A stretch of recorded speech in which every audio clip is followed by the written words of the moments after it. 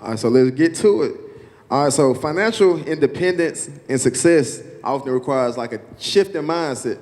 You know, the things that we wanted 10, 15 years ago, we got to save. We got a budget. You know, we can't go to the club. We can't buy bottles. We can't just go have fun because we got a level of financial independence or financial freedom that we're trying to reach. So what was that mindset shift like for y'all? Because I'm pretty sure it wasn't this way your whole life. I'm pretty sure there was a time where, you know, we thought as a child, when it came to money, just want to spend everything we got. Oh, you get $5, I'm gonna spend $3.75. Now you $1.25. So what was that mindset shift like for each and every one of y'all that put y'all on that path to financial freedom? I'll kick it off. For me, coming up, I didn't have that disposable dollar. You know, coming up in Dixie Homes in South Memphis, whatever we got, we cherished it, and we made damn good sense about how we spent it. And it's the same thing as you go about trying to do your business. You want to be slow with your growth. You want to be cognizant of how you're growing. You want to be able to have that growth where it makes sense for you and your pocketbook. So once you start to grow, you don't want to ever fall back. You want to continue to grow. So for me, the mindset of how do I manage my finances in order to ensure that my growth continue on a steady upward trajectory was all about being calm and patient about the growth. Understanding how I'm growing my business, where we're growing the business, how we're going to grow the business, how much it's going to cost me to grow the business. And we make sure we keep our eye on the target. I'm gonna tell a quick story because I want to keep it real. You know, I think the hard lessons are the best lessons. And I remember when I came home from Hampton University, at Christmas I had a stack of mail, and at the top of the stack of mail was a Goldsmiths credit card offer and a high interest rate Visa offer. And I immediately filled out the applications and got them credit cards, ran them up, right? I think I went to Mr. Z's and put the amplifier and the big bass box in the back of the car. And when I came home at the end of that first freshman year, I had a stack of bills that I couldn't pay. And of course I thought my dad and my mother were gonna help me, and they didn't, because they told me about credit and the importance of preserving your credit. And that lesson was a hard lesson because it took me a time to recover from that. But since then, and life hadn't been perfect, you know, I think if Mr. Sims was to evaluate, even at my level of income, my spending habits, he would tell me I need to do better. But the thing that motivates me more than anything else is our business. And I say our business because, Trey, you gave me a lot of credit, but really the business is built around the associates. We don't even refer to each other as employees. It's the people that are contributing to the business. We can't do the work, Alandis, without the people that are doing the work. So what motivates me more than anything is the work that we do. I really don't, I'll take that back. Brent and I start tracking profit revenue, gross revenue 5-6 years ago. But for the first 5-6 years, we were really just dead set on adding value in everything we do. And I preach that to entrepreneurs. The money will come if you do a good job. But if you dead set on money, you're gonna fail 9 times out of 10. You know, figure out what it is that you wanna do, young man. I love real estate too. But you wanna provide the best value to your customers. And then you will be able to see financial freedom by adding value. The song that I play, who remember that song? Anybody remember that song that played when I got it? That was Superstar by Lupe Fiasco. Fiasco. And I love that song, not because I'm a superstar. I really don't have talent like Michael Jackson or Jordan or Mike Tyson. I'm really not good at none of that. But my grandmother always told me I was a superstar. She said, you're a superstar and you gotta figure out what God-given talent you're a superstar at. She said, but when you wake up in the morning, know you're a superstar. And that motivates me because I know in order to be a superstar, I gotta practice, I gotta work at it. Michael Jordan wasn't great because he woke up in the morning. Y'all heard the stories. His daddy made sure he practiced and he took that ethic and instilled in it everything he does. Mike Tyson would tell you he was great because he did what? Consistently trained. Michael Jordan would tell you what? He was great because he consistently trained. So I want to be a superstar every day, and every day I don't make it. A lot of days I fail. But I wake up the next morning and I say to myself, you know what? In order to be a superstar, I got to be consistent. So that's what motivates me. And I know eventually we'll keep making a little money and being able to take my wife out, take care of my daughters, etc. I want to hear from one of y'all. I think what transpired my mind for it was, I'm gonna be honest with you, man, going broke a couple times. You know, it's hard coming up out that hole. I don't care what nobody tell you, man. It's a hard thing, man.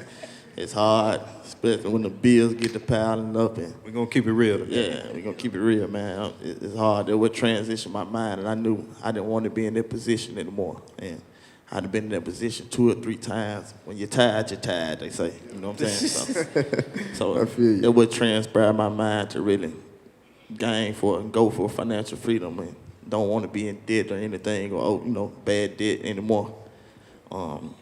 Also, just like he said, being consistent with it is something I love. Getting up, me and my brother, I can tell you a story. Me and my brother is like night and day. And I can get up at 6 in the morning and go to 10 at night. And he just don't understand how I do it. I said, man, look, you're gonna look at that bank account one day. You're gonna ask for a loan, man, because I'm at it. If this is what it takes, then I'm gonna do it every day, every single day, man. So that's what transpired me, man. Just being broke, that was my motivation. It was kind of hard, like I said, coming up out that hole, and just got to stay at it, man. Just be consistent at everything you do. Okay. The mother and daughter duo. I want to hear from y'all. So What's your mindset shift? I'll share, there's this inner burning when somebody tells you what you cannot do. And people of color and women get told a lot what we cannot do. And so what motivates me is when you tell me that, so not only will I then go out and show you that I can do it, but I'll put that black excellence and that black girl magic on it and do it better than anybody else. Talk your talk. And so I'm here today to give you credence to the inside. Those dreams you've got, you go inside your heart every day, look in that mirror, because this is what I had to do. My father passed 17 years ago. He was my greatest cheerleader, right? I love my mother too, but my dad was my greatest cheerleader. So when he passed, I had to step away. We ran a business together for 12 years before he passed. So he taught me everything I needed to know. But I had to step away. But one day I woke up and I said, what are you doing? You've got everything you need inside of you in order to go make a success. And in Memphis, just as we do across the world, but in Memphis, we really need to see us being successful. Because when we do that, then we can go back into our community and each of us pull up many more of us. And that's what we need right now. We are gonna have to save ourselves. There's nobody gonna come in and save us. We got to save ourselves, right? And so that's what drives me every day, every day. And then just recently, I joined an organization of powerful business women, black women across the country. And one of the speakers said, when you are moving in your company, what we don't get taught in our community, you're thinking 10 generations ahead. I'd never heard that before. Not only am I looking out for me, my daughter, and when they have children, my son, you're thinking 10 generations ahead. That's some biblical talk right there, right? And so that also drives me. And so every day, inch by inch by inch. I mean, I've been broke. I was a single mom. I didn't go to my mom and dad for help a lot of times. We had to do it ourselves. Rossi just got inducted, and she could talk about it, into the Hall of Fame at her high school. Every month I was at that school. It was a private school, begging them to let her stay in. I'm going to just tell you, now she's in the Hall of Fame of that school, all right? Let's give it up for her, y'all. Let's give it up for her. So dreams can come true. You just have to have a fierce belief in yourself and your heart. And so that's what drives me. Perfect. So I am thankful. I come from a line of hustlers, as she just said. So God has blessed me, but it has not always been easy. And I do come from a single-parent household. And, you know, there were times where it was paycheck to paycheck. My spending habits were not always the best. As soon as I got paid, I was probably at the club or, you know, just doing what was fun at the time. We're going to keep it real, When was right? this? Hey, keep it real. That's what we're here for. So did not have the best spending habits, but then was so grateful and thankful to transpire. I got in, so I had a job at a leasing apartment, and the first year there won Leasing Agent of the Year, attribute to my sales skills. And so I realized at that point that I was a people person. I liked people, and I was able to sell. Some things transpired. I was let go. It was kind of an unfair situation, but it led me to Otika at that point. And it made me realize when I saw everything she was doing, I'm like, wow, this is quite amazing. And so it made me kind of step up and realize my credit score has to be a certain thing because now I'm part owner of a big deal. I have to invest my money a certain way. Just different things like that that help me understand that when you're trying to move in a certain direction, you have to elevate your life in a lot of different ways. And so that was kind of my turning point. Okay. Y'all talking heavy. Y'all keeping it real. I like that. You know, we're going to keep it vulnerable, transparent, and real in here. So let's keep that going. So life, like you said, you've been ground zero a few times. Ms. Hook, you said you maxed out your cards, had piles of mail. Life is unpredictable. Unexpected challenges can arise. So how do y'all recommend building that resilience, that mindset to endure and persevere, even in the midst of those trying times? So I'll start that off. Guys, we come from people who had to come across the ocean in the bottom of a ship, and 300 years later, we are here doing the most amazing things. So certainly, if they endured what they endured, being beat, being raped, I mean, we're going to keep it real. Keep it real, all the way. They did all of that, no money, just saying, maybe my granddaughter, maybe my grandson. We are their dreams. We are their dreams. When they did all and went through all of that, they were hoping for us one day to be able to do what we're doing today. So it's inside of us, and it's our duty. It's our duty to be able to give back and to be able to be here and to be able to reach excellence, because they went through what they had to go through for us to be here today. Absolutely. You know, I think the answer to that question reminds me of a saying that your network will determine your net worth. And so since we're talking about being financially free, I've learned the more mature I get that the company you keep helps you also remain vigilant and resilient, especially in the tough times, right? You know, I've been blessed to do business with JW and Alandis. Brennan and I had an investment with JW. You win some, you lose some, but we did business together, right? That was the most important thing. Alandis and I on a board of, we're going to get her back on the board. We're on the board, I'm going to speak it to existence, of Memphis area minority contractors. We worked on projects together. This young lady was my best babysitter ever, Brian. She lived, and that's right. And a part of the trainee program along with, is Mike Robinson still here? There he is, stand up, young man. This is my favorite part of the job is, as CEO, is pouring oil in cups, you know, giving folks an opportunity to see and breathe, entrepreneurialism. Michael Robinson is a civil engineer, mechanical. Civil engineer, about to graduate from Alabama.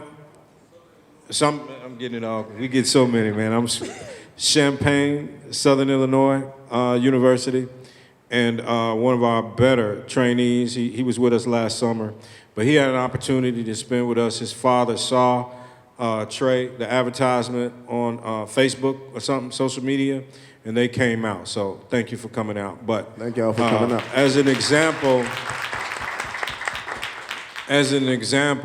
of being resilient, I think you got to give back and you got to be willing to receive.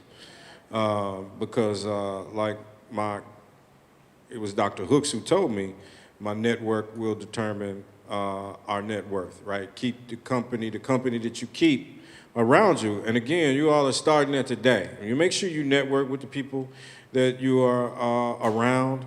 Make sure I see plenty of Gucci, Fendi, Louis. Yeah, I got Ferragamo on, but you know what? I spent $100 out in the hall. And I didn't need none of that. But I said my little girls will appreciate the buttercream. My oldest is going to a HBCU, so I bought a sweatshirt. Just because that's the right thing to do. We spend money with folks that don't look like us. Let's make sure we spend money with each other. All right? I would say that what keeps me resilient is knowing that God sent me here for a reason. Talk heavy. To whom much is given, much is expected, and I come from a great line, and so I know that we all should feel like we were sent here for a reason and that we are going to live in our purpose. And so that's what keeps me going. It's not always been easy, but God's going to bring me on through every time. So I think what keeps me resilient, man, is just coming where I come from, a North Memphis kid, man. As people got it way worse than us, so I ain't really got nothing to cry about for real, you know what I'm saying? So that energy, me motivating myself, knowing that it makes me get up every day and go at it. I remember Nipsey Hussle got an interview. Trey, you know about it, where he said the difference between him and everybody else, he just never quit. He never quit. He just never quit it. So seeing him say that and knowing where he come from and knowing his background, it kind of motivated me. Like I said, we from Memphis, but it's people got it way worse than us, man. We got way worse than us. Like you said, it starts with us right here, man. It's a powerful, powerful group in here. Even you guys being here today, that shows progression right there. So yeah, that's what keep me motivated, man. It's nothing to really cry about. It get better. It get better. I like the way that Atlantis started her response off in alluding to our fathers and mothers who came from South Africa in the bottom of the boat. We are a body of people who, generation after generation, has shown resilience. We are people who keep it real and get it done no matter what. I'd like just to share a quick story with you. I share with you that we have 3 different businesses: wholesale distribution, real estate development, and commercial printing. Each one of those companies, I started from scratch with no prior experience in healthcare, no prior experience in real estate development. We can talk about that, right? No experience whatsoever in commercial printing. The quick story I want to share with you is the printing story. In 2003, after 18 years of Senator Steve Cohen trying to promote lottery in the state of Tennessee, I had this gut feeling that it was finally going to happen. So what did I do? I got out and I started traveling the country, visiting different conferences that talked about lottery so that I could learn the terminology, the technology, who the movers and shakers were, building my network within that industry. In 2004, the legislation passed. We made sure that the legislation language included language that required that the printing be done inside the state of Tennessee. We didn't want that opportunity getting outside of the state of Tennessee. I responded to that RFP.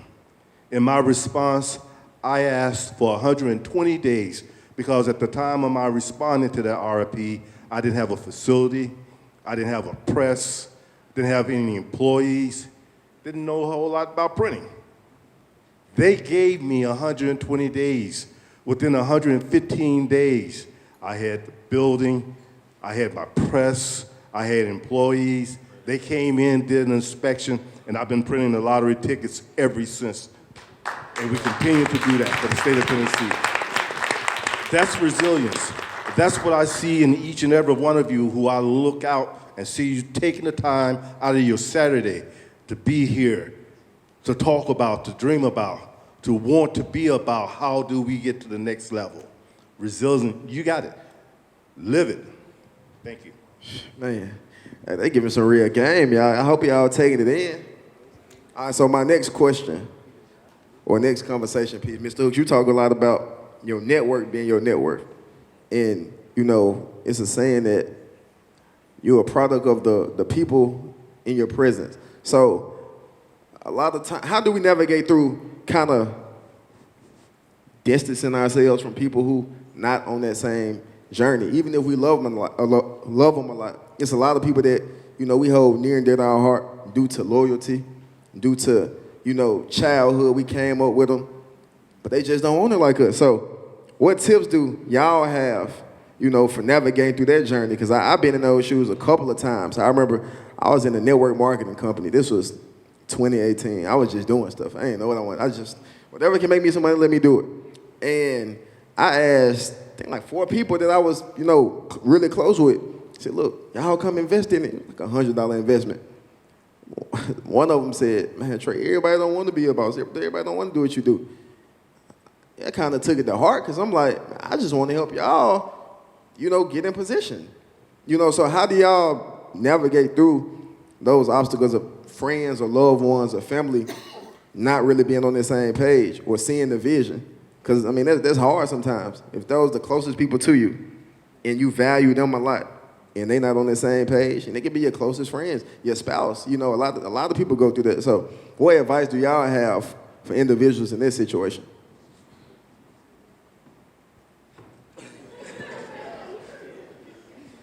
That's a tough one. I'll give it a try.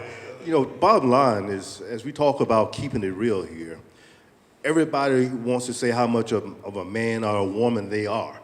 This is my life. I'm going to do what I want to do. So be about that. Be about that. Not everybody's going to be on the same boat with you when it talks about progression. Not everybody is meant to have their own. Not everybody is going to see life the same way you do. The key, as Trey has said, is being able to understand your dreams, your desires, your hopes, your aspiration, and put yourself in that circle of people who have aspirations, desires, dreams, and hopes. That's the best thing that you could possibly do, because 9 times out of 10, they're not actually going to want to do what you want to do. But the ability to be able to talk about what is possible. That's how I got started for me. You know, I, again, didn't have any experience in any of those industries. But it was through reading books and hanging around people that I recognized that there was a need for a local medical distributor here in Memphis. Hanging around those people, reading books. My pastor and his desire for elderly housing in the Westwood area is what got me into real estate development. So it's very important that you appreciate who you surround yourself with and be about being you. I'll just share also, if you take a few moments and you're somewhere around a group of people and you just check in and you see, how do I feel? Or how do I feel when I leave talking to these people? Like, check in. If you feel like you're getting ready to go all the way up to the top and reach your best, and they've encouraged you and you feel like, hey, I can go do it now, stay with those people. If you don't feel like that, I will cut them off, because your life is too precious. You don't know when your last day is. You don't know. And so every day you need to really reach your highest height, every day, if at all possible, right? And so if people make you feel good about yourself and make you feel like you can go climb that mountain and go reach that highest height, I stick with them people like glue. JW and Atlantis went first. I mean, I think, you know, financial freedom, entrepreneurialism, you really do have to be a strong man or woman, because it's about you at the end of the day. And nobody gonna be able to do it but you. You're gonna have to, I mean, we've celebrated some success and been named one of the 100 powerful people and won awards and all that, but there was days that I had to literally pick myself up off the ground, out the dirt. Days that I didn't think I was gonna make it. And nobody did that but me. And there were family members and close friends who were hating, you know. Quite frankly, that was part of it. They was just haters. And I look back on that now and I think to myself, why was I even worried about that? Like, why did that even bother me? If I could just focus on me and what God wants me to do, the rest of it is just noise. And to this day, Trey, I look at it as just noise. It was hard going through it, don't get me wrong. And even today, you want your mama and your wife and your kids to support everything you do. But people are human too. And you got to just realize that everybody ain't going to support everything that you do. You know, but as long as you keep it real with yourself and you focused on smart goals, anybody, most of y'all were here to hear Brother Sims. You know, as a part of our culture at All World, we set goals. But we also set smart goals. Specific, measurable, attainable, realistic, and time-bound. If you're setting goals, make sure that you can realistically reach those goals. Make sure those goals are time-bound. Make sure you are breaking up the goals to where you can reach them realistically. And let the haters hate, man, you know. And then I had to learn, just because people are hating on you, don't mean that you shouldn't continue to help other people. Yes. You know what I mean? Amen. Like, I had to learn that, because I'm like, everybody hating on me, I'm hating on them too. You know what I'm saying? Nah, that ain't gonna work. God don't like that. You know, you just gotta continue to help people and know that, like, I remember when I was at a low point, and I went to my grandfather and I said, yeah, man, all the people that I helped all through the years, now I need help, they won't help me. And he said, think about all the people who have helped you. You never even knew they helped you. You never even got a chance to say thank you because you ain't even know. Don't you ever stop helping people if you got an opportunity to help other people. So that's been sort of my motto, and, you know, it's all worked in that favor, so. I mean, ditto. That's kind of hard to come behind, but you know, I'm young. I'm still learning who to place around me and what those people mean. And I'm not married. I don't have kids, and so just figuring all that out and just giving yourself some grace and allowing yourself to figure it out, I think, is important for. Maybe for everyone, because no matter what age you're at, you're still learning. But just ditto to everything they're said, and just placing yourself around people that, like my mom said, is placing yourself around the people that make you feel like you can do whatever you want in this world. And that's what she makes me feel like. So I'm thankful that is my number one mentor. And having a mentor, get yourself a mentor that makes you feel that way, and can help you get to that next level. As Trey was just saying, Miss Massey helped him get to where he is. And so that's what I would say to that question. I'm still young, Trey, so I'm still kind of learning, you know, who really with me and who not with me. But, you know, with us having big hearts that we do, we try to take everybody with us, and that's a lot of baggage on a young person, you know, even the older, you know, doing their thing, but that's a lot of baggage on someone. But, you know, it's either gonna be you or them, you know, and that's the tough decision you gotta make, you know. They say you can lead them to the water, but you can't make them drink. You know, I didn't, as you know, being humble, man, I done led a lot of people to the water, and I get frustrated. I'm like, man, listen, man, the money is right there, man. Just grab the money, man, you know. So still them seeing I being so courageous and making them grab the money, it'd be frustrated, but, you know, you'll frustrate yourself into a coma somewhere, worried about trying to get them right, but you got to just keep going, and, you know, if you want to come back and get them, come on back down the stairs and get them, but, you know, you got to take the escalator, man. You got to go ahead and go. So that's my thing, Trey. That's real. That's real. So I want to speak on the topic of mentorship. You spoke on it.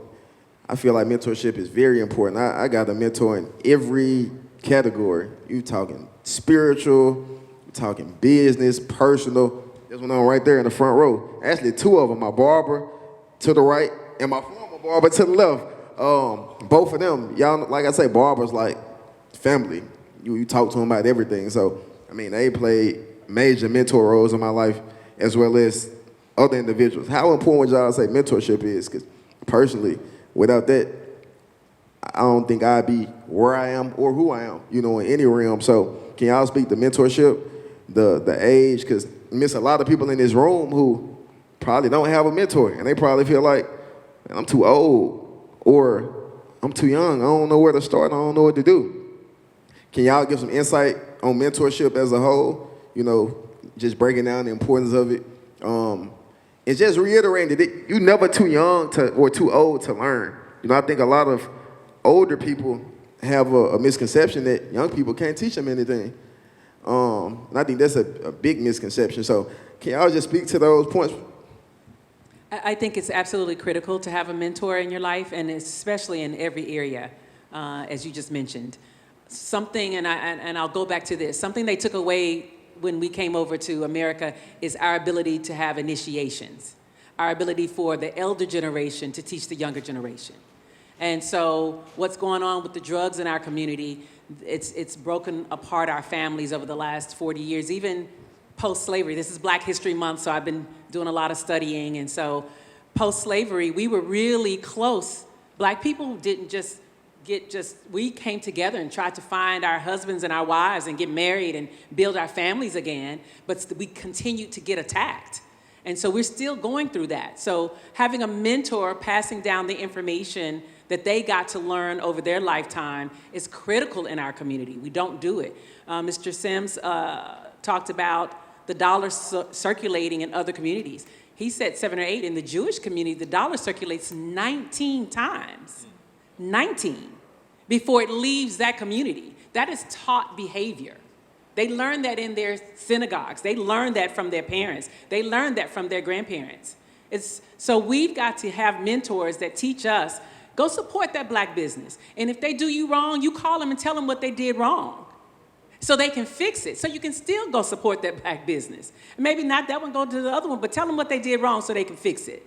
So that mentor can help you do that. That mentor can retrain some thoughts. Sometimes we don't have good thoughts in our community about ourselves, about each other, about how we go into business, how we are friends, how we build relationships, how we treat each other, how we love each other. We don't have anybody teaching us all of that kind of stuff that allows us to be free, that allows us to be strong, that allows us to come together and really do some things together. Memphis is notorious for stabbing each other in the back.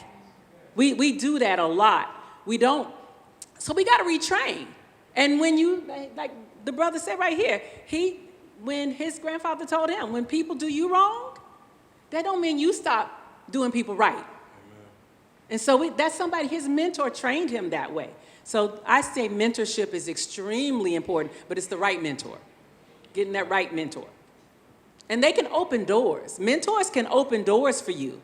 They can take you places it's real. So pray to God for that right mentor. Pray to God for that right mentor. Yeah, absolutely. Definitely pray about it. Seek clarity. That's what I do. And just building on what Alanda said, I think I've had different mentors for different seasons for different reasons, right? Like I've had personal mentors that helped me through family issues. Since I lost my parents, I've had mentors that helped me through grief, and I've had business mentors.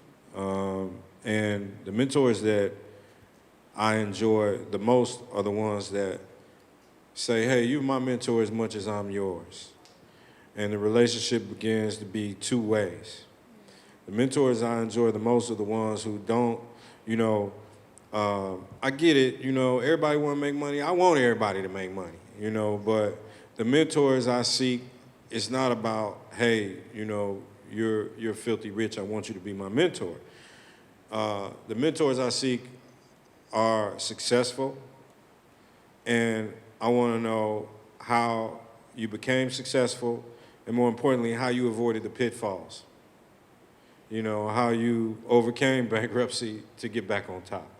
You know, how you overcame the hardest part of your life. So I think just like any other relationship, you also got to invest in the relationship, right? You got to make it purposeful. Like, you know, I think we've started a relationship because you called me, I didn't know you from Adam, right? But we cut you a check, and I'm giving you my time, and I already see the fruits of the labor because this is also like a ministry, and I enjoy sharing, you know. She already knows, she's a mentee of mine, and this young man over here is something about him that's touching my soul. You know, for y'all to be in y'all 20s talking the way y'all do, I hope my daughters at y'all age are talking like that. Amen? You know, I hope they got enough oil where they at that level and they can just add more oil, and then y'all gonna be greater than us. Yes. You know, in whatever God gives you to be the superstar that you can be. Yes. All right? So my thing on mentor, as I said when I first opened up, most of us in the African-American community, especially those of us who are in business for ourselves, we're first-generational business. So we didn't have anybody that we could go to talk to that could mentor us, that we could get advice from, that we could talk through the ups and downs of trying to be an entrepreneur. So I have a real tremendous amount of respect for mentors, for people who take their time and are willing to give back to those behind them, to those who come to them asking for support, be it in a various different industry, be it, when I say industry, I'm talking about financially, personally, health-wise, whatever it might be. It's all about you and your desire to reach out to seek that support, I would submit to you. I, unfortunately, when I came up, I didn't have mentors. I'm a loner. I've always been a loner. I never really sought beyond my immediate family because when I did, I got doors shut in my face. I didn't have people who was willing to spend time and share with me what they had gone through. I met people who were kind of scared that I might take what little they had. So there's a great appreciation to be had for having a mentor. At the end of the day, I would submit to you, there's people out there that are willing to talk to you. And because I got treated the way I did when I was coming up, I make it a point, whenever somebody reaches out to me, like a Trey, our young brothers on LinkedIn, or Facebook, when they reach out and say, Mr. Gibson, can I talk to you? I don't hesitate. My wife can't understand that. She gets on me all the time about, you spend a lot of time meeting with these people that you don't know. What do they want? They just want to talk. They got ideas. They want to bounce those ideas off of people. And if I must say so, I think I'm a pretty good strategist. So if you got something you want to talk to, I'll put it out there right now. I am open and willing to have those conversations with you to help you go to the next level. Mentoring is a good thing. It's a good thing. Do your work, be committed to yourself, and your prosperity will come.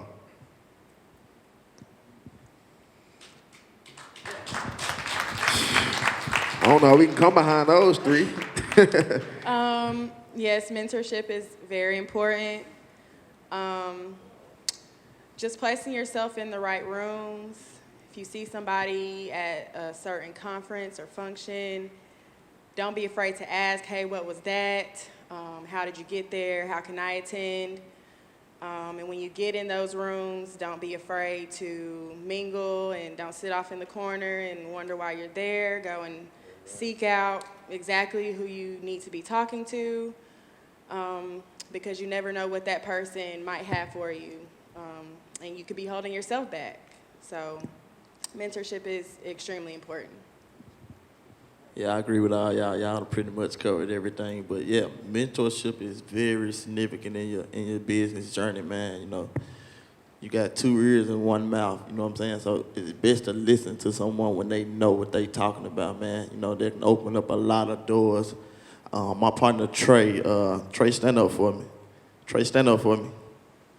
my partner Trey, he's a general contractor as well, and he really told me, introduced me to mentorship, because my first 3 years I was just running out there, just doing what I can do. But when he introduced me into mentorship, and it really changed the business, and it took me to a new level. So mentorship is very important, y'all. That's a very important factor when you're trying to do some things. There's people out here that'll help you out, especially coming from where we come from. You got a lot of good people out here. You see these people on stage, trust me, they'll help you out. You just got to open your mouth and tell them what's wrong, what you're trying to do, and they'll help you out, man. So, yeah. Okay. We got a couple more questions for y'all. So we have a couple of youth in the room. Got one on the front row, one on the third row. Or the rest of them. We got some youth in the room. So what financial principles would y'all instill or advise youth to instill in themselves at an early age, so that when they're our age, or when they mature and grow, that they're financially free and successful? I think coming to things like this at a young age is important, understanding what credit is. I know when I was his age, I had no clue what that meant, what it means for your life, for your business, or whatever you aspire to be, and protecting that, and just making sure that you're, I think that pretty much sums up what I got. Yeah, man. Start as early as you can. I see the young guy in the front, a couple young people in the back, man. Start as early as you can. Trying to do what you can do. Chase your dreams. Shout out to Trey, man. Chase your dreams. And then trying to get your stuff together. Just pay attention, like coming to these events and everything. That'll help you out tremendously. Being young, don't be scared, man. Be ambitious about what you're trying to do. Don't be scared at all. It's somebody, they started just like you. You see these successful people, they started just like you. So you just got to chase out and keep going with it. Being young, man, just keep being ambitious. And I got a piece of advice myself. Like Jeremy said, don't be afraid to fail. I think a lot of people don't start because they're scared to fail. When I started, my mom, my dad, they'll tell you. When I started with about 8th grade, I was middle school, hustling chips, everything out of a backpack. I got caught going into a work study job. One of my teachers, he was like, Trey, Mr. Moore, I heard you been selling chips and candy. Is that true? I'm like, no. So at the time, I had to do a whole rebrand. I had classmates. I said, yo, look, bro, you get this bag, you get the sandwiches, bro, you get the candy, you get the chips, and now I'm walking around, I'm clear. They got my stuff for me, selling it. So I wasn't afraid to fail. Like, I knew the risk I was taking. I knew that I probably could have got all my snacks confiscated, but I wasn't afraid to take that risk, not knowing what could come from it. So I tell y'all you, how old, 17? 17, you 16. Don't be afraid to take a chance, man. For real, you miss 100% of the shots you don't take. Your dad tell me all the time, you got the AirPods, you doing your thing. If you take a loss, if somebody don't want to buy it, cool. They might not be your customer. But don't be afraid to try. Don't be afraid to do something different. Don't be afraid to, do what you want to do. Like he said, chase your dreams, y'all. Like, the sky not even a limit. Who would have thought 10 years ago that we'll be putting something together like this, and I have the biggest people in their fields in this room. I wasn't afraid to try. Is 300, I'm on 400 chairs, is everyone full? No, but we did it. And, we weren't afraid. So, I just tell everybody, take a chance on yourself. It don't matter how, you never too young to teach. Never too young. I got young people that give me game and give me knowledge and information. And I listen to them. So that's just my advice, don't be afraid to fail, man. The average person failed 3 times before they get it right. We talking financial freedom. I'm pretty sure a lot of us in this room to fail more than that. Like Jeremy said, ground zero, 3 times more than that probably. You in business.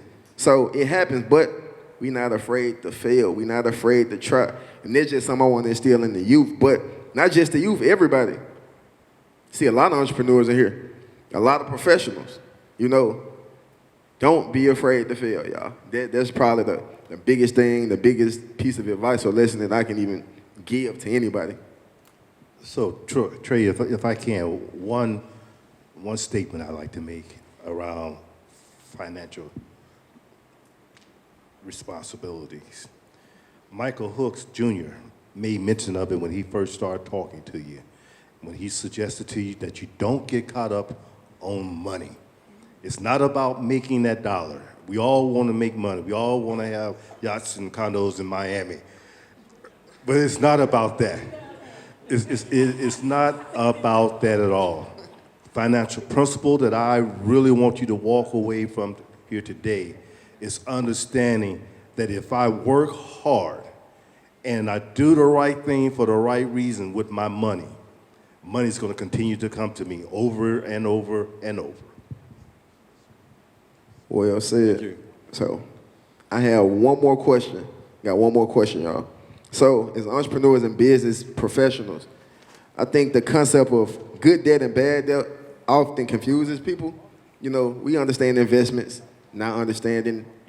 I'm pretty sure y'all got Amex cards, so I mean, spending money on them, just putting yourself in debt. How can y'all break down the difference or y'all's perception of good debt and bad debt? You know, what is that to y'all? What does good debt look like, and what does bad debt look like? I think it's a misconception of it. Can I mix the two questions and speak to the young? You can do what you want to do, Mr. Hook. Yeah, because I didn't get a chance to address and it really doesn't, it's really universal to age. You know, I was just thinking back to when I was out of college, 23, around your age. The internet was in its infancy. And now, you know, I tell our project managers, Michael, you know, was a trainee, you know, you can't say, I don't know no more. Because you can go to the internet and find the answer. You know, I done been in a meeting with executives and they throw out a term and I'm like, oh yeah, I know all about that, right in the meeting.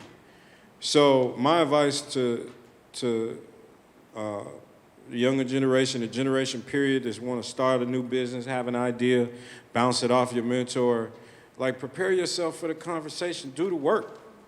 You got the world, you got Google University at your fingertips. You can go to school right on the internet and be a subject matter expert in anything that you want to be.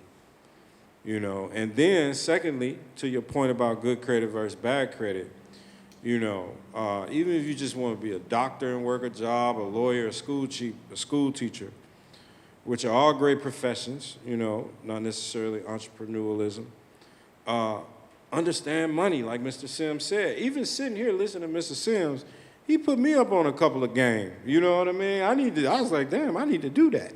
You know, I don't have that. I only got 4 out of 7 on that list. When he was talking risk management, I'm thinking to myself, whoa, hold up. So continue to soak it, right? No matter how old we are, we can soak up knowledge. And the younger you get ahead of some of those things, the more advanced you're gonna be. So he talked about that, good credit, bad credit. You know, bad credit is going out and, you know, financing that Escalade, right? But there are tax advantages if you have a business and all of that, so learning all of that. And again, all of that is at your fingertips on the internet. Good credit can be mortgaging your house, and there's some tax benefits. It just depends on what it is you're buying and how you're financing it. So I think, you know, before you make those decisions, you need to make sure also that you personally have good credit or your business has good credit. Kudos to you, Trey, for having 2 people here, Mr. Sims and Mr. McFerrin, huh? I'm gonna get McFerrin right. McFerrin, because those are one of the 2 most important things to finance a business. So, my 2 cents. Always looked at good debt versus bad debt. It's the same kind of vision when you hear people talk about all money is not good money. You don't want to just accept money from any and everybody. It's the same proposition for me. Good debt is when you take those funds and allow those funds to work for you, to build that you're trying to build with the right interest rate, with the right down payment, all those things that make it a good debt deal. You have to analyze it and understand it. Bad debt is when you're taking on a debt that doesn't do anything but give you instant gratification. It doesn't do a whole lot long term for you, right? So that's the bad money. You just got the money to make you feel good temporarily, but you can't grow with it. So that's how I've always looked at good debt, bad debt. And they've covered a lot, but I will just share, be disciplined to the young people, be disciplined. That's something, the instant gratification won't do you well for that 10 generation that we're looking for. Instant gratification will do you well for a couple minutes. If you're looking for the 10 generation, then you're gonna have to be disciplined. And, to the victor go the spoils. If you're disciplined and you win, you get the spoils. I mean, I told the story a time I was speaking, I drove a PT Cruiser, my mother's car, for the first couple of years and we're 8 years old, but I drove that PT Cruiser and was happy to go to every meeting because it was paid for. I didn't get an Escalade at them first couple of years. I drove that PT Cruiser, showed up at that meeting happy. I remember that PT Cruiser. Yeah. You look just as good as you do in your new car. Thank you, baby. So discipline. And it's okay to be different. It's okay that everybody else may be looking like they're moving ahead and you are staying disciplined. But if you stick to it, and something, my dad was a coach. He was his record still stands in Mississippi where my family comes from. He was the winningest coach. He took over a football team that had only won 2 games in the last 5 years. The first year he coached, he won, I believe, 3 games. For the next 7 years, he never lost a game, including state championship, and that record still stands. And what he taught was discipline. And what he said was teams will always, even if you don't have the most talented team, if you are disciplined and you stick to the fundamentals, then you will win. You will end up being the winner. And so young people, don't be afraid. You don't have to do what everybody else is doing. Most people who make it big aren't doing what everybody else is doing. It's just, you can study that in any way. If you take the time to study, they're not doing what everybody else is doing. And it's okay, because God has spoken to your heart. It don't matter what the other people are doing. You talk to God and do what God tells you to do. You talking heavy. Anybody else got any? Yeah, just set your goals and live within your means, simply put. Well, this is Coins and Conversations, EP1. We are taking questions, a couple questions, because I am a couple minutes over time. So I appreciate y'all for being so willing to answer questions and educate, our attendees. Does anybody have any questions for anybody on this panel? Ask now, speak now, and forever hold y'all peace. Chris? Please don't, and one more thing, don't be afraid to ask questions. This is how we grow. They just gave y'all a lot of game, a lot of information and knowledge. So please take advantage of this, because y'all don't know when the next time y'all will have this caliber of professionals in this room educating y'all. Whatever it is y'all want to know, ask it now. Don't be afraid. Your biggest expense in life is what you don't know. And how do we learn things? How do we learn what we don't know if we're not asking questions? So, be confident in asking questions. They here to serve y'all. Ask them why they here. Because when they walk out the door, y'all might not get that chance again. So, that's all I want to say. First, I want to say thank y'all so much for just the wisdom and knowledge. A lot of people don't understand, to have this group of people on stage and in this room, it's something that a lot of people in our community never get to experience or even see, or I would never maybe run into any one of you all on the street. So thank y'all so much for that. And then the second thing I asked, hearing everyone speak, I've been in this transition of my life. It's like I want to be an entrepreneur, but I love sales and business, and I do so many different things, and so it's really crazy. And I want to ask this question. I work in sales full time. I'm a speaker, so I go to different schools and speak. I own a pressure washing company, and I do real estate.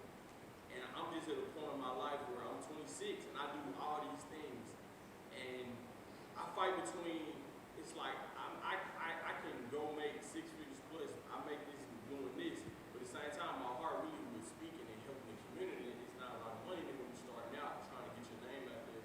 And so, like, what advice could you give to a young man who kind of doing so much? Because a lot of people say, you know, it's hard to focus on so many different things. What advice would you say, like, man, you got to go with this to do, you know, X, Y, Z that you think, like, you just need any advice to give? Because I'm really at a point where I know what I want, I know I got the ambition, but I just don't know exactly what to zone in to go full throttle and say, this is to do this. Let me start this off, if y'all don't mind.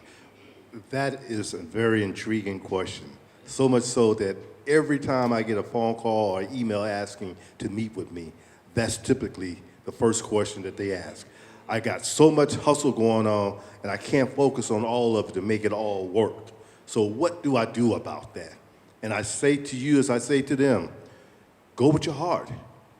Because as you heard me say earlier, it's not about the money. The money is going to come. And Lord knows there's some speakers out there that's making millions of dollars speaking. So if that's where your heart is, bro, that's where you ought to go. That's where you ought to start off with focusing and building a platform to do that speaking. My thoughts. No, I agree 110%, you know, and I get it. Brendan and I had this conversation all the time. You know, on one hand, we want to diversify. On the other hand, you got to keep the main thing to pay the bills.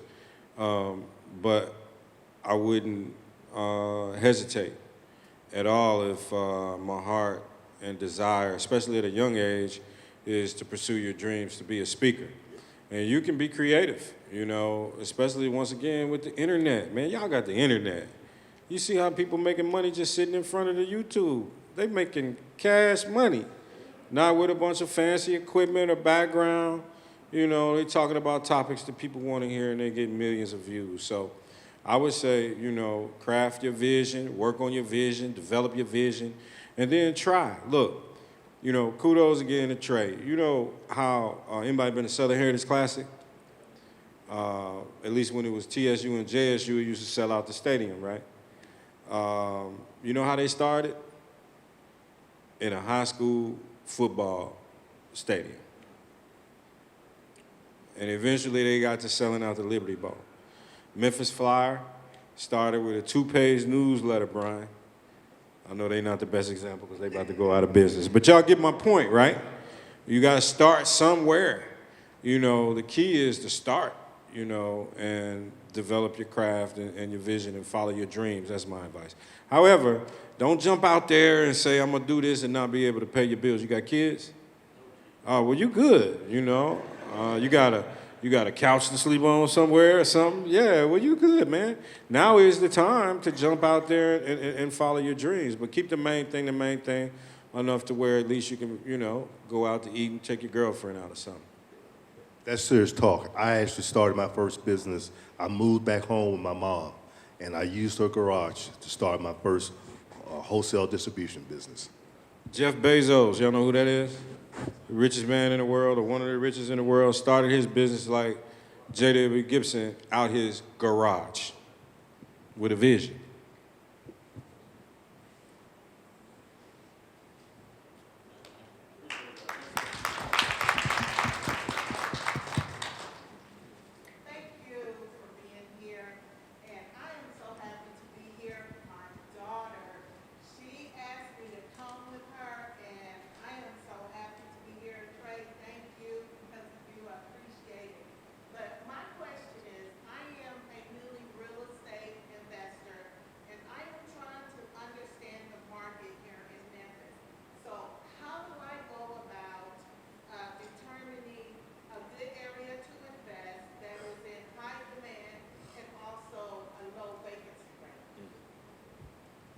I guess I can talk a little bit on that. What I can say about that is when you're trying to figure out what to do, you know, a lot of folks don't understand Memphis is a gold mine now. It's not what folks think it is. It's a gold mine. So trying to find where you to get people go with quality. You can build $500,000 houses and $100,000 subdivision, it's not going to sell. So it's all about where you is and your location. I don't know if you're working with different realtors for off-market deal. I can get your information, and we can exchange information if you need anything. But yeah, that's just what it is. You trying to find something that's perfect for you, perfect in the area, and what you're trying to do as far as trying to do your funding, the construction project, all of that. Just got to do your numbers, and you'll figure it out like that. Yeah.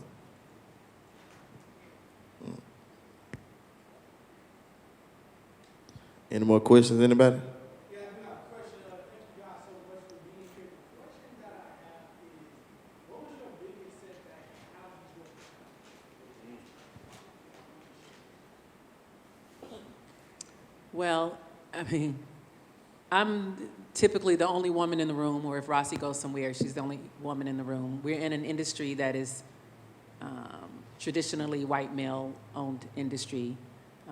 And so the first year I started, people were like, oh, Landis, pat me on the head, Then when I started winning, they took me seriously, and people started blocking. Like, they would go to my distributor and say, don't do business with her, meaning trying to go after the jugular and shut me down. And so when you get faced with those types of things, it's all of the things that I went through raising them that gives you the strength to overcome. And that's just one example, but I mean, it's very clear that would shut my business down with if the distributors had listened to the men that went and said, don't do business with her. And they threatened, said, if you do business with her, we'll stop doing business with you. And they did. They stopped doing, but the people, God had my back, right? And they continued to allow me to stay in business.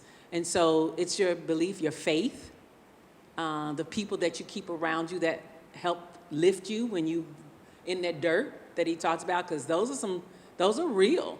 I mean, every payroll every week, when that was about to hit, I mean, I was like, Lord, am I gonna make it this week? And so I'm proud to say I never missed a payroll. And if you've had to make a payroll before, you know what that means. That payroll today is a little different than that payroll at the beginning. We got quite a few people up in the Otika as well. You just have to rely on that inner strength is what I would say, because the stress is real. I mean, you go home, you don't sleep because you're worried. I mean, it's real, Follow your dreams, absolutely, but have a plan. Because when that rent comes through and you got that dream ain't gonna pay that rent, right? So have a plan when you're following that dream. Just having the discipline and the inner strength when that happens. And that's just on the business level, the personal things that go on. I mean, it's a real life. Your faith. And that doesn't mean you have to necessarily, I don't go to church every Sunday. I don't know the Bible back and forth, but I know God. And I believe, and I have the faith of a mustard seed, because I've seen it too many times. That faith of that mustard seed, when the days look dark, will bring you through. And certainly if God has brought me through before, he's going to bring me through again. And so that's a belief. Yeah, amen. All right, we got room for one to approximately two more questions. So,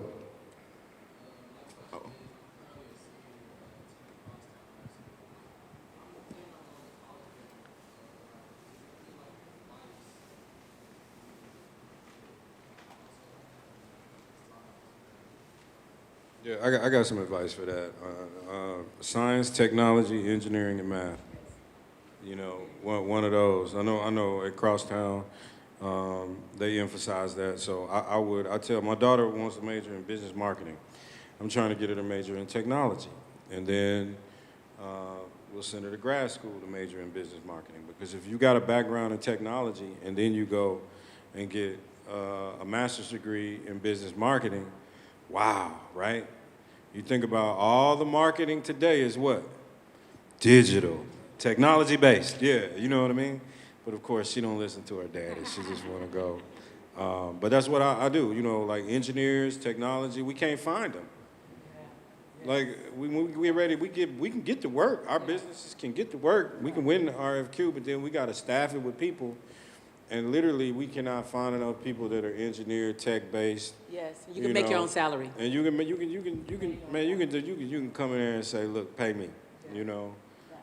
So I would emphasize one of those majors, you know, but then on top of all that, make sure, you know, when I went to school, I really didn't know, I really hadn't thought about, I didn't have a plan. You know, I said, well, I'm going to Hampton because that's where my cousins went, and it's far enough to where, you know, I could get away from my parents, you know, but think about what you want to do and make sure that school offers the best catered to what you want to do. That's my advice. Oh, no. What you got, Lance? So we got a couple of them about to wrap up and get out of here. So I definitely we'll take your question, Lance, and then.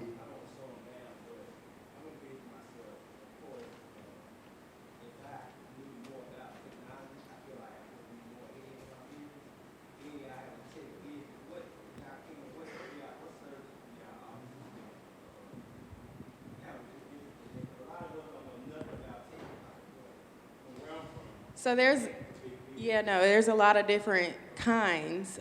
What we special in is low voltage cabling, security cameras, smart city, fiber installation, so the connectivity under the ground that allows your Comcast to work, that allows AT&T and your internet and Wi-Fi, things like that to work. We are the connectivity to all of those things, and we also provide the hardware in certain situations. So that's kind of give you a good idea.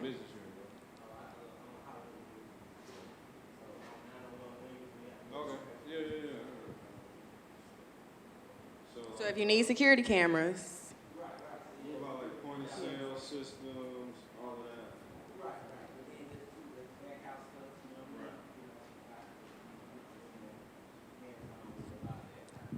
Let me give a shout out to our another gentleman who teaches. Oh my God, who teaches computer? Code Crew. Make a quick. Listen, for anybody who has family members, he takes you through a 6-month program. I believe it's 6 months that gets stipends and grants and things. He teaches you from scratch how to do coding. And then at the end of that 6 months, you have a job waiting for you, minimum walking in the door, $60,000. Some people make $80,000. So from whatever you started with at the beginning of that 6 months, at the end of that 6 months, you know how to code and do computer, how to do websites and build computer and do coding, and you're making minimum 60, sometimes 80,000 after a 6-month training. So Code Crew is the name. So they're different. Share that with your family members, you know, who are interested in that. And that's just the floor, starting out at that amount. That was the last question. We have a local bakery, small business. I want to shout her out. Miss Sweet Aromas, can you come up? I know you said you wanted to do